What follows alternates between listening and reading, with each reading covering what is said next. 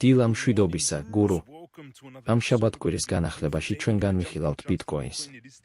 მე ვაჭრობ მოკლევადიან პერიოდში, ხოლო თანდათან ვაშენებ უფრო დიდ გრძელვადიან პოზიციას.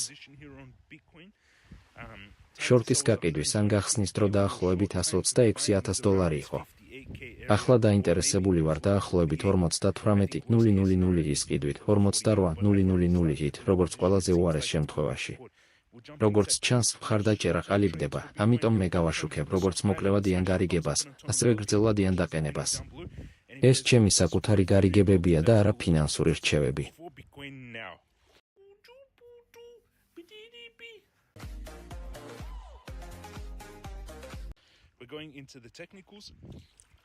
ბიტკოინი დაახლოებით $65,000 ინარჩუნებს.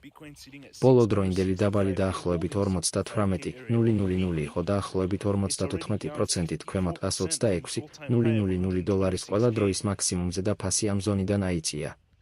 ყოველკვირეული დიაგრამა შეიძლება აყალიბებდეს ორმაგ ფსკერს დაღმავალი სამკუთხედის შიგნით 58,000-თან ახლოს.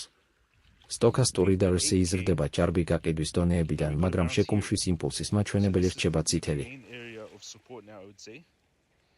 Double bottom at 58,000. There does seem to be a descending triangle playing out. The stochastic is oversold. We have a descending triangle here. These usually build pressure and break out. So we've got a descending triangle and it is finding support on the weekly. The stochastic is turning up from oversold. Bitcoin-ის ინდიკატორმა ბოტმა შექმნა ყიდვის სიგნალი, ხოლო CryptoGirl ბოტი კვლავ აჩვენებს ყოველკვირეულ გაყიდვის სიგნალს.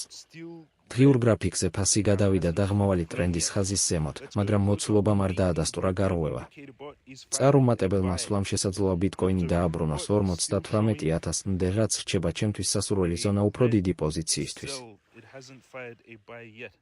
Let's go closer into the daily. On the daily, we're heading out. We've already broken out on Bitcoin. Bitcoin has broken out. Now we just need to see volume, but unfortunately, volume not coming in.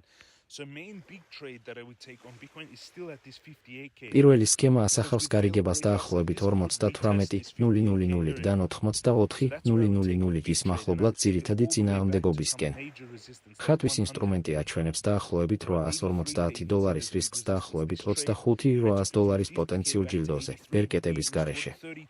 უფრო მჭიდრო დაყენება იწყება 62,300-თან ახლოს, გაჩერებით დაახლოებით 61,780 და იგივე სამიზნე 84,000-თან ახლოს. ეს მაგალითი რისკავს დაახლოებით $550 დაახლოებით $21,000 პოტენციური ჯილდოსთვის. ეს არის საილუსტრაციო პარამეტრები და არა გარანტირებული შედეგები.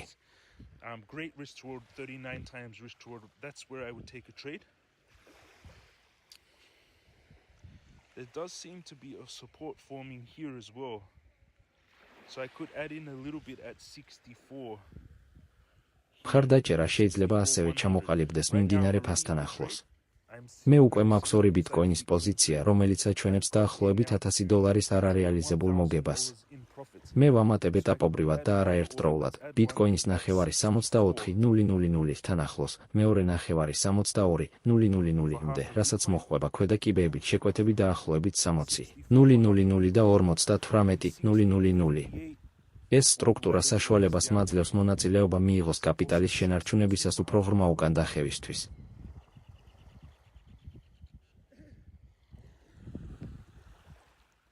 So one at 62, 64, and I'm currently in the trade with 2 Bitcoin, which is beautiful. That's my updates on Bitcoin, quick updates on the weekend. In the ChatGPT group. სავაჭრო საზოგადოებაში ხელოვნური ინტელექტის მოდელმა გახსნა ETH-ემ დიდი ხნის განმავლობაში $1,900 ღირებულებით და მიზნად ისახავს 2,000 ზონას. Ethereum-მა ახლა ხანს 1,800-მდე მხარდაჭერა მიიღო.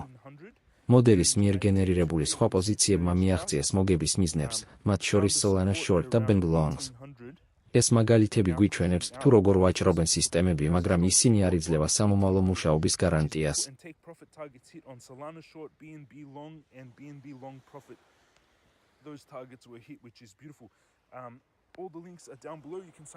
ქვემოთ მოყვანილი ბმულები მოიცავს Bybit, Wits, უფასო Telegram-ის საზოგადოებას, Elite Traders ჯგუფს და კურსებს, რომლებიც ხსნიან ამ დიაგრამების მიდგომას. გაცვლის ბონუსები და ანგარიშის პირობები შეიძლება განსხვავდებოდეს რეგიონის მიხედვით. Let's quickly read some of your comments. Thank you. You're welcome. Good morning. Great updates. Good morning. My YouTube channel has been hacked. That sucks. Don't forget hype this video. Hello. What do you think about როდესაც ვპასუხობ მაყურებლის შეკითხვას Clarity Act-ის შესახებ, მე ვინარჩუნებ სიფრთხილეს, როდესაც მთავრობები ეძებენ უფრო მეტ კონტროლს ფულზე.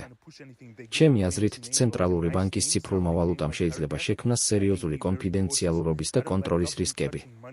მთავრობებმა ფოკუსირება უნდა მოახდინონ საჯარო სერვისებზე, ვიდრე ჩაერიონ პირად ფინანსებსა და ფულის მიწოდებაში. ეს არის ჩემი პირადი პოლიტიკური შეხედულება. მაყურებელმა უნდა წაიკითხოს კანონმდებლობა და გააკეთოს საკუთარი დასკვნები. But Clarity Act, in my opinion, is CBDC, central bank digital currency, which means totalitarian. It's terrible if you read about central bank digital currencies. Thank you. Uni hit $2.50. Nice. შესაძლოა, ბევრი altcoin-ი ცდილობს ფსკერის ჩამოყალიბებას, მაგრამ ჩემი მთავარი აქცენტი რჩება Bitcoin-ი და მსხვილი ტექნოლოგიური კომპანიები მნიშვნელოვანი შემოსავლებითა და მოგებით. ეს არის დღევანდელი ბაზრის განახლება. გამოიწერეთ, დაალაიქეთ, დაიცავით თქვენი კაპიტალი და ხვალ ვნახავ. I hope you have a beautiful day and I'll see you all again tomorrow.